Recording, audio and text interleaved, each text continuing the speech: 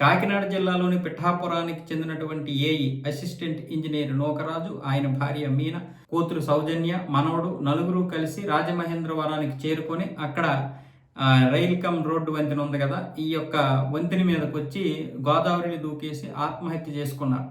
అయితే అందులో మనవడిని రక్షించగలిగారు. ఎవరో పోలీసులకు ఇన్ఫార్మ్ ఇచ్చారంట స్థానికులు, అనుమానం వచ్చి పోలీసులు వెంటనే మత్స్యకారులకి చెప్పడంతో మత్స్యకారులు వచ్చి అక్కడ గాలింపు చర్యలు చేపట్టి మనవడిని రక్షించగలిగారు.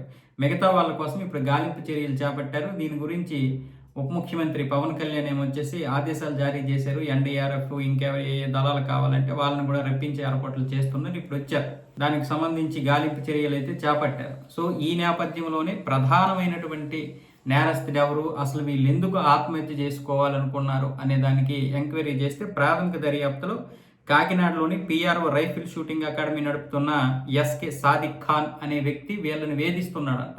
వీళ్ళ దగ్గర ఉన్నటువంటి పాస్బుక్ ఇంకా మరికొన్ని బ్యాంకుకి సంబంధించినటువంటివి తీసుకోవడం, చంపేస్తానని బెదిరించడం, ముఖ్యంగా వాళ్ళ అమ్మాయి అంటే నూకరాజు గారు వాళ్ళ అమ్మాయి సౌజన్య భర్త చనిపోవడంతో ఒంటరిగా ఉంటున్నారు. ఆవిడ కోసం వేధిస్తున్నాడు వీడు.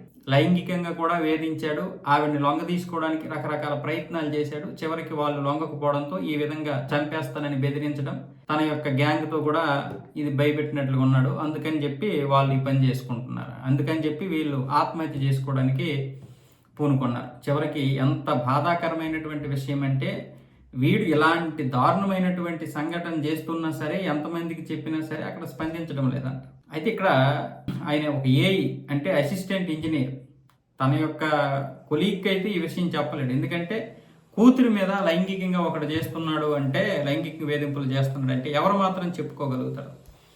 దీని గురించి అయితే ఇప్పుడు మొత్తం అటువైపు ఇటువైపు ఎంక్వైరీ జరుగుతుంది.